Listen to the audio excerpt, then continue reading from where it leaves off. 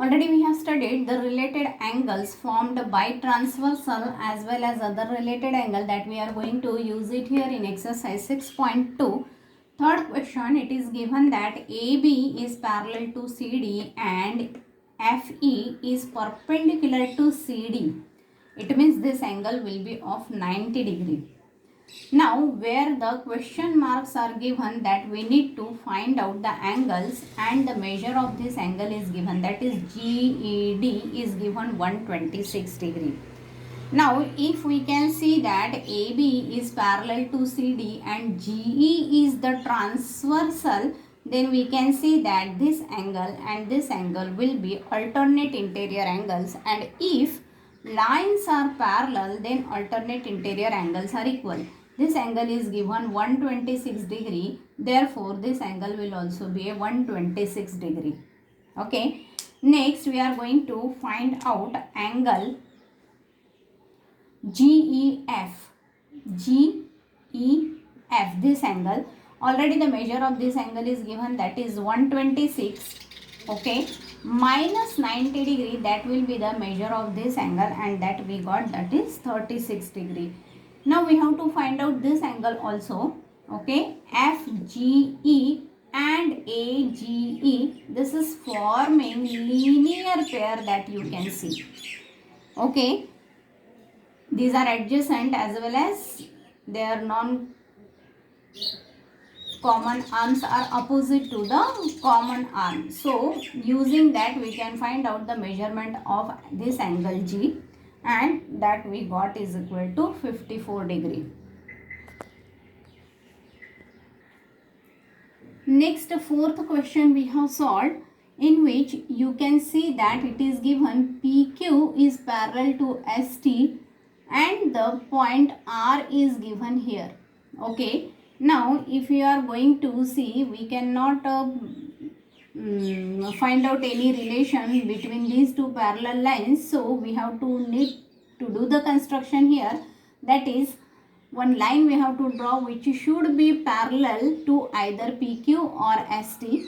Okay, and it should pass through R. So we have drawn a line MN which is parallel to ST and passing through the point R. Now, if the line is parallel to ST, already it is given that ST is parallel to PQ. It means these two lines will be parallel to each other. Now, PQ is parallel to MN and QR is the transversal. So, you can get it PQ like this. MN is here and the line you are going to get like this. It means that this angle and this angle will be alternate interior angles, and alternate interior angles are equal if the lines are parallel. Okay, therefore you are going to get the measure of this angle whole. Okay, that is equal to 110 degree. Now next, it is already given that ST and RN are parallel. Okay, so now here we can show here, this is ST and this is RN, they are parallel to each other, and this is SR we are considering as a transversal. Okay, if this is the transversal, then this angle and this angle, that will be co-interior angles, and sum of co-interior angles is 180 degree if lines are parallel. Okay, already we have drawn, these are the parallel lines, and hence 130 degree plus this angle R, that will be equal to 180 degree, and hence the measurement of this angle we got, that is 50 degree.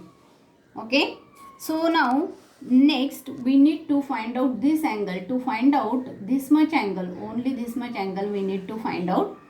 So already we got the measurement 110 degree, and now here we got the measurement 50 degree. It means the measurement of this angle, it should be 60 degree, and that is only asked. In next question, already AB is given parallel to CD.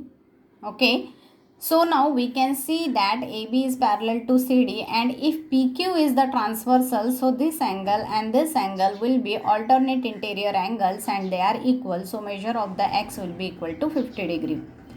Now next we can see that these two lines are given already parallel, and if this is the transversal, then this angle, okay, and this angle that will be equal, and hence we can say that this angle you can see, okay, that is equal to 127 degree, and the measure of y you can find out by subtracting 150 from 127. So this is your homework.